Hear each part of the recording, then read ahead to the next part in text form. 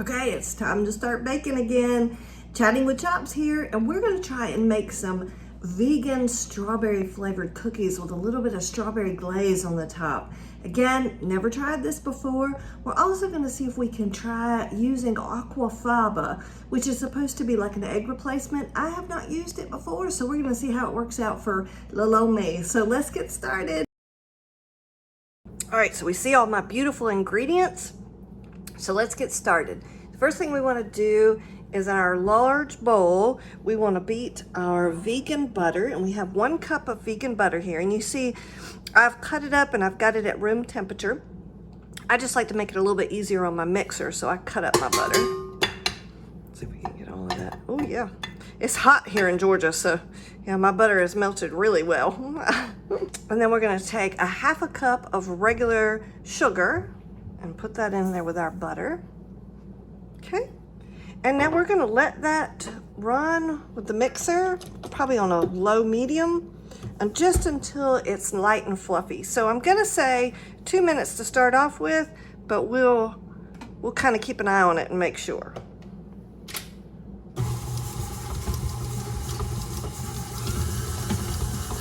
Oh, I'm glad I caught that. We've missed one of our ingredients. We need to put our brown sugar in here as well.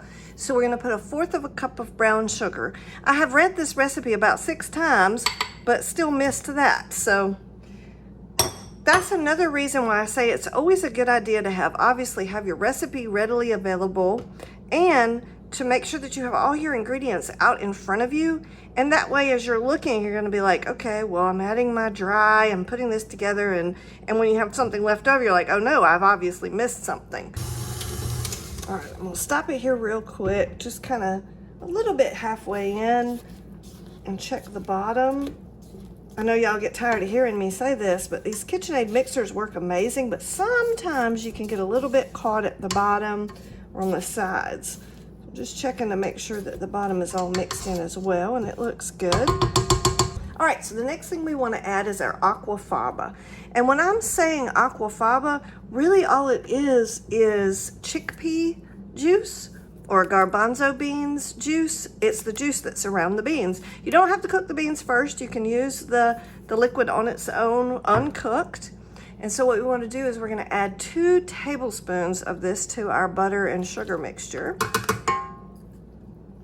And then we're going to add 1/2 teaspoon of our vanilla bean paste.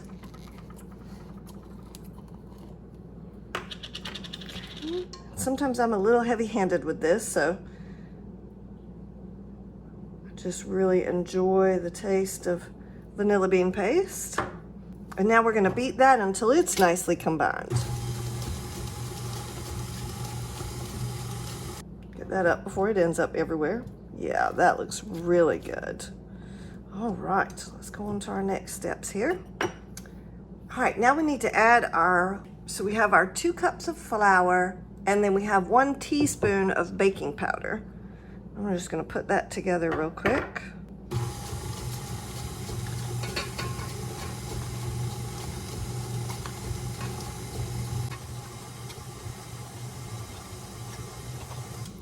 All right, we don't want to over mix that.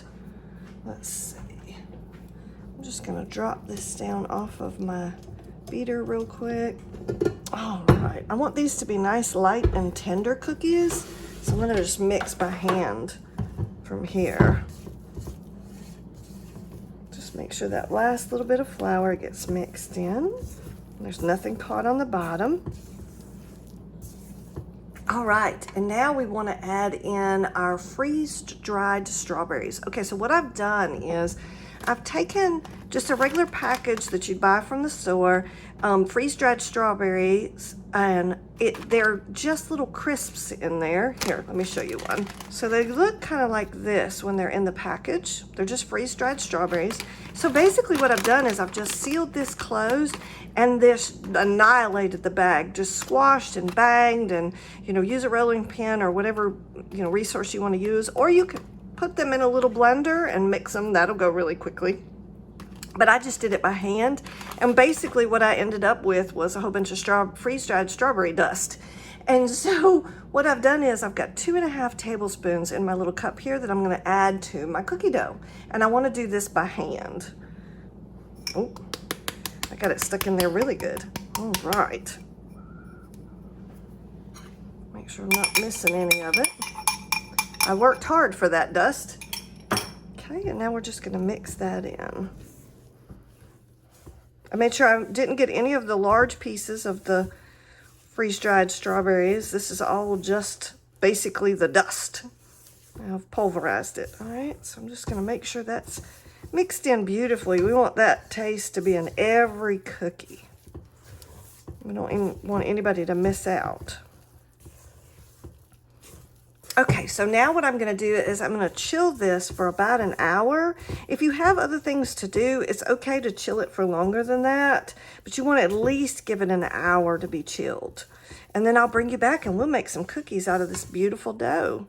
All right, so let's make some cookies. I've got my cookie sheet. I've got my oven preheating at 375 degrees. And what the recipe says we're supposed to do is make some little balls. Oh goodness, that's nice and cold.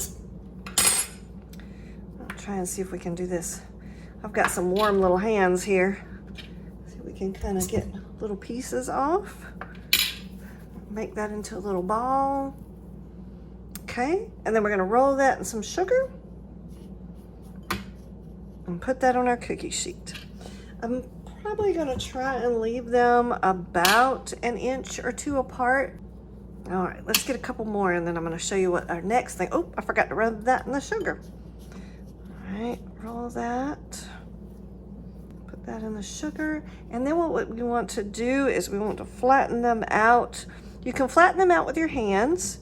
Just give them a nice little pat to kind of give them a nice circular, or you can use the bottom of a glass. Okay, so I'm just going to put several of these on the cookie sheet and then we're gonna bake them for about 12 minutes.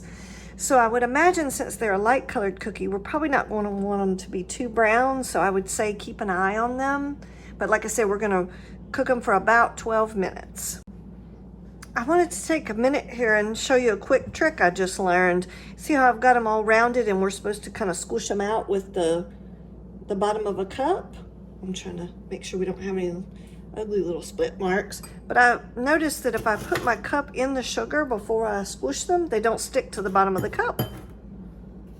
I wanted to show you one other thing too. If you don't have a whole lot of cookie sheets and you're kind of waiting for your cookies to come out of the oven, and you've got these kind of cookies that you need to prep a little bit, I like to just go ahead and roll them out and put them onto a plate.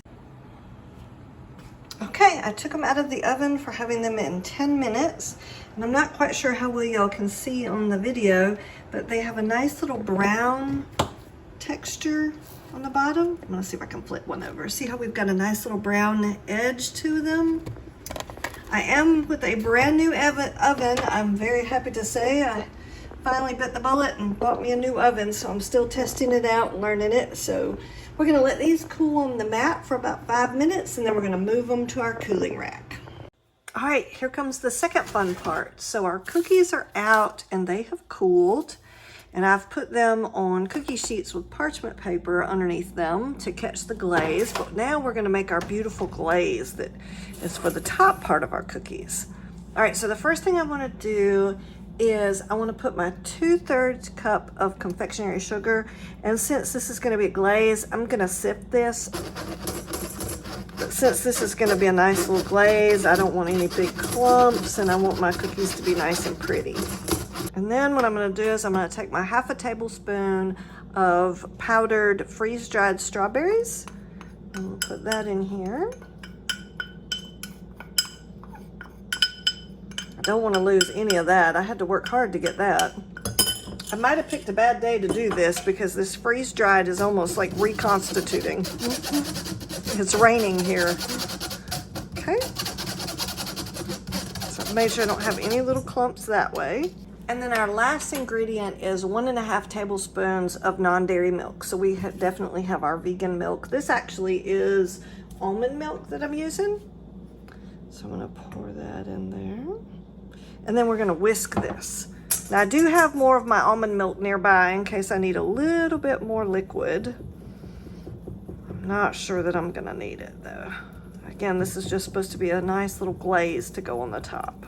Now what I'm gonna try and do is I'm gonna try and put this in a piping bag.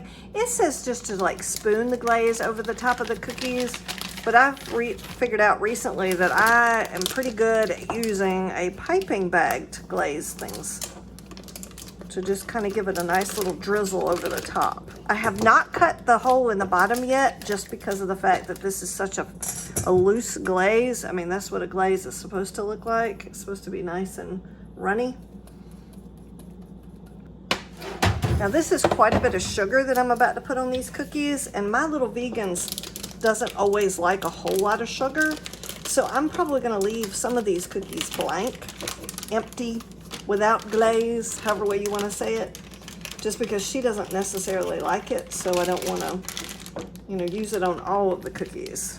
All right, let's get a little tiny, just a little, ooh, that is a small hole. I might need to give it just a little bit more. Okay, let's try that. I don't want it pouring out, but oh, there we go. There we go. Just a little something to add to the cookies. They taste really good on their own. There we go. Oh, those are looking really pretty. All right.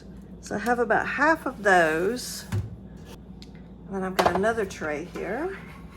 But I'm going to do about half of these. I might do all of these. Like I said, they're for my little vegan, but I have other people that I like to share my cookies with. Hope you guys can see that okay. I'm just giving the little piping bag a little bit of a squeeze. Piping bags do take a little bit of practice to get good at them. I won't say that I am. And I don't know why, but it's kind of coming out as I'm writing a W. I don't mean to, but I'm not trying to write a particular letter. Just trying to give each cookie a nice little part of the glaze.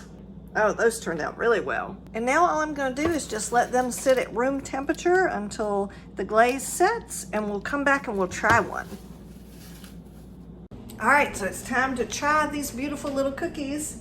We have our Strawberry Lovers sweet strawberry cookies that have the freeze-dried strawberries in them, and then we have a lovely little strawberry glaze that we made for the top. So let's try them. Again, it's a really nice shortbread cookie, really soft, and I've got them nice and light on the bottom. And then the glaze just adds a little bit of sweetness to them. Really lovely. Hope you like this video. Please like and subscribe, and I will keep making great bakes for you. Catch you on the next one.